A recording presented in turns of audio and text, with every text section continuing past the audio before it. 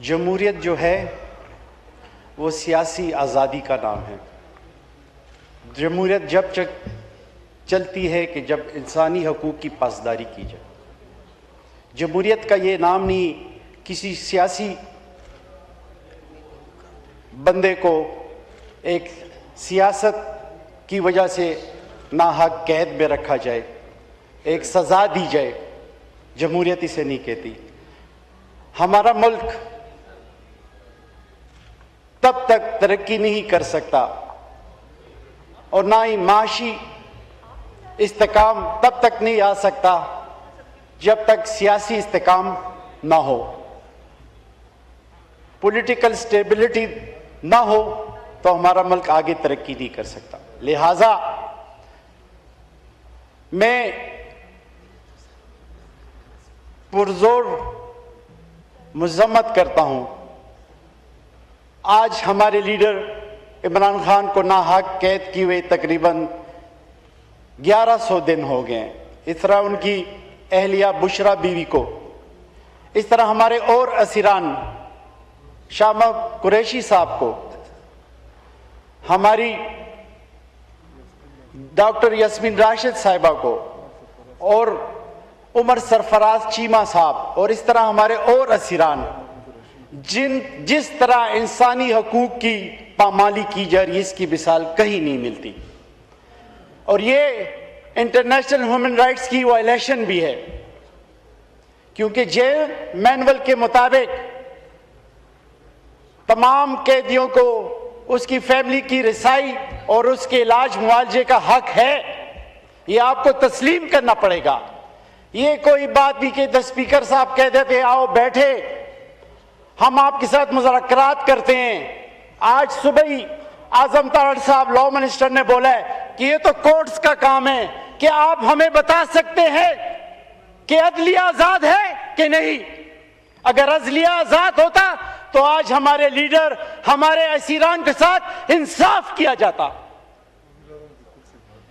اور جس طرح ہمارا مینڈیٹ چوری کیا گیا اس کی گواہی آج رات کو میں بلاول بھٹو کی پریس کانفرنس دیکھ رہا تھا کہ انہوں نے کہا کہ ہم سے جی بی کا الیکشن چوری کیا گیا ہے اور فارم 47 نہیں ڈائریکٹ 49 فارم ایشو کیا گیا ہے۔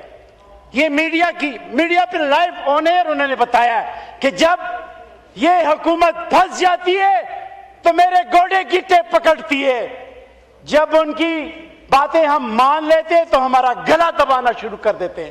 یہ بلاول بھٹو صاحب کی آپ کے لیڈر کی جناب اسپیکر صاحب آن ایئر سپیچ تھی۔ اس سے بڑا اور کیا ثبوت ہے کہ اس ملک میں کیسے کیسے کھلواڑ کیے جاتے ہیں؟ کیا ہمارا الیکشن کمیشن جو الیکشن کروا رہا ہے اس کی کیا نوعیت ہے؟ کس کے کہنے پہ یہ مینڈیٹ چوری ہوتا ہے؟ جی ایک سیکنڈ مصدق ملک صاحب، یہ with the rules you cannot be sitting there, you're a sitting minister and visitor, please. شکریہ، sorry to disturb you. جی جناب اسپیکر صاحب، میری درخواست ہے کہ پرسوں ہمارے وزیر اعلیٰ صاحب کی پرائم منسٹر کے ساتھ نیشنل اکنامک کونسل پر میٹنگ ہوئی تھی، جہاں پہ پرائم منسٹر شہباز شریف نے ان کے ساتھ کمٹ کیا تھا کہ بجٹ کی مشاورت کے لیے آپ کی لیڈر عمران خان سے آپ کی ملاقات کروائی جائے گی۔ میں پوچھ کے بتاؤں گا، تو لہٰذا میرا یہ سوال ہے کہ وہ کن لوگوں سے پوچھ کے بتائیں گے کہ آیا یہ ملاقات کرنی چاہیے یا نہیں کرنی چاہیے؟ اس کا مطلب یہ تو ڈیفیکٹو پرائم منسٹر ہے، ان کے پاس کوئی اختیار نہیں ہے۔ تو لہٰذا اس فارم پہ اس اسمبلی میں بار بار کھڑے ہو کہ یہ بات نہیں کرنی چاہیے کہ آؤ بیٹھے ہم آپ کے ساتھ مذاکرات کرتے ہیں، ہم کن لوگوں کے ساتھ مذاکرات کرنا چاہتے ہیں۔ لہٰذا میری آپ سے درخواست ہے کہ ہمارا لیڈر کو ان کے ڈاکٹروں کی رسائی دی جائے، ان کا علاج کروایا جائے۔ جی باقی اب میں بجٹ کی طرف آتا ہوں جناب اسپیکر صاحب۔ اگر دیکھا جائے تو فائنانس منسٹر نے بنایا بجٹ آئی ایم ایف کا پیش کر دیا ہے، انہوں نے خود بھی تقریباً آج صبح ہی کل صبح ہی ریڈ کیا ہوگا، 53 صفحات پہ مشتمل یہ بجٹ تھا، جس میں انہوں نے 18 ٹریلین کا یہ بجٹ پیش کیا ہے، جس میں تقریباً 7 ارب جو بجٹ میں جو ڈیفیسٹ آ رہا ہے وہ قرضے کی مد IMF سے لیا جائے گا اور اپنے یہ اخراجات پورے کیے جائیں گے۔ جناب اسپیکر صاحب، سب سے بڑی جو اہم بات ہے، بڑے افسوس سے کہنا پڑتا ہے کہ ہمارے تعلیم کے لیے 200 ارب روپیہ اس بجٹ میں رکھا گیا ہے اور کسانوں کے لیے 500 ارب رکھا گیا ہے، مگر بے نظیر انکم سپورٹ کے لیے 850 ارب روپیہ رکھا گیا ہے۔ ٹھیک ہے، رکھے آپ، مگر ہم نہیں چاہتے ہمارے قوم، ہمارے ملک کے نوجوان، یہ ایک طرف ہاتھ پھیلانے والی بات ہے، ان کے لیے خیرات نہیں چاہیے، ہمیں ان کے لیے روزگار کے مواقع چاہیے۔ آپ ان کو روزگار دیں، جس طرح اس وقت ہمارے معزز احمد صاحب نے کہا ہے کہ AI کے لیے، IT کے لیے آپ کے ان کے لیے کیا پروگرام ہے؟ کوئی پروگرام نہیں ہے۔ کسانوں کو دیکھیں، جو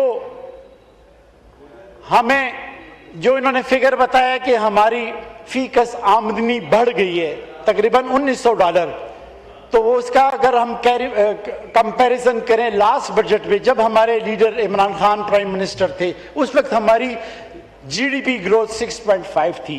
اب موجودہ جو انہوں نے پاکستان جو اکانومی سروے پہ انہوں نے بتایا فگر، وہ 3.2 ہے۔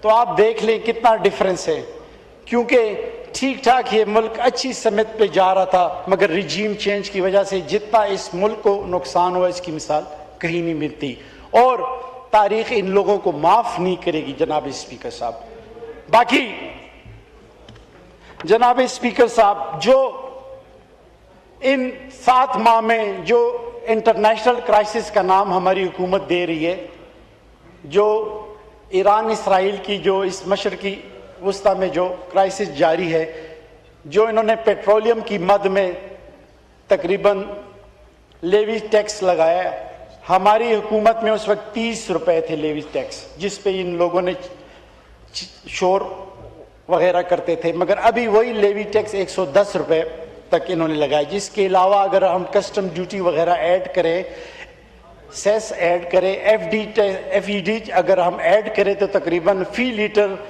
180 روپے یہ غریب عوام سے کلیکشن کی جاتی ہے۔ تقریباً ان 9 ماہ میں یہ 35 ارب روپے کہاں لگایا گیا، یہ ہمیں بتایا جائے۔ باقی جو IPPs کے ساتھ مہنگے معاہدے ہوئے ہیں، جن لوگوں نے کمپنیاں بنائی ہیں، جن لوگوں نے کک بیکس لیے ہیں، وہ بھی ہمیں بتایا جائے۔ اور جو کیپیسٹی چارجز تقریباً 35 ارب، چاہے ہم یوز کریں بجلی یا نہ کریں، ہمیں دینا پڑتا ہے۔ سیم اسی طرح LNG کے جو مہنگے معاہدے کیے گئے ہیں، اس پہ بھی کیپیسٹی چارجز غریب عوام سے وصول کیا جائے، اس کے بارے میں بھی ہمیں بتایا جائے۔ اور جو ابھی ریسنٹلی جو میرے صوبے میں بجلی گیس کا اتنا بڑا بحران تھا، میرا صوبہ گیس پیدا کرتا ہے، آرٹیکل 158 کے تحت میرا حق ہے میں اپنی ضرورت پوری کرنے کے بعد اور صوبوں کو گیس دوں، مگر فیڈرل کی غلط پالیسی کی وجہ سے میرے صوبے میں خیبر پختونخوا میں بالشمول، چونکہ میرے پراپر پشاور سے میرا تعلق ہے، تو میرے پشاور میں لوگوں کو سخت گیس کا بحران تھا۔ ہمارے CNG اسٹیشن باقی صوبوں میں چل رہے تھے پنجاب میں، میرے صوبے میں CNG اسٹیشن بند کر دیے تھے، کیونکہ ان کی پالیسی یہ تھی کہ میرے صوبے میں سستی گیس پیدا ہو رہی ہے، اس کو یوٹیلائز نہیں کرنا، ان کی پروڈکشن کم کرنا، اور ہمارے صوبوں کو مہنگی LNG پہ سوئچ کرنے کے معاہدے تھے، کیونکہ انہوں نے قطر سے LNG کے جو مہنگے معاہدے کیے تھے ان میں انہوں نے زیادہ کک بیکس لی تھی۔ اس لیے میری آپ سے اس فارم میں ریکویسٹ ہے کہ آپ ہمیں لوکل پروڈکشن کی طرف کیوں نہیں جائے، ہماری لوکل گیس ہمیں سستی پڑتی ہے، ہمیں کیوں سوئچ کیا جا رہا ہے، ہمیں کیوں مہنگی LNG کی طرف لے جایا جا رہا ہے۔ باقی میرے صوبے میں اس وقت سر وائنڈ اپ کریں، آپ 11 منٹ ہو گئے، پلیز وائنڈ اپ کریں، آخری بات بولیں، مائک کھولیں، آخری بات کریں۔ بالکل آخری بات سر، میرے صوبے میں بجلی کا بہت سخت بحران ہے، जिस तरह मेरे फाजिल MNA साहब ने भी बताया, तकरीबन 18 घंटे लोड शेडिंग होती है। मेरे हल्का 99% बिलिंग एरिया है। ना तो हमें ट्रांसफार्मर रिपेयर करके दिया जाता है, ना इनके पास स्टाफ है। मुझे नहीं लग रहा ये कैसे पेस्को चल रहा है। बाकी जो हमारे पेस्को मुलाजमीन के लिए जो इन्होंने यूनिट, आप लोगों ने जो पॉलिसी बनाई इस हुकूमत में कि 200 यूनिट जो सब्सिडीज़ है वो भी ख़त्म कर रहे हैं और सरकारी मुलाजमीन के, मगर उसके लिए मेरी ये राय है कि आप सरकारी मुलाजमीन को जो फैसिलिटी दे रहे हैं उनके लिए इसके अलावा कोई पैकेज दिया जाए।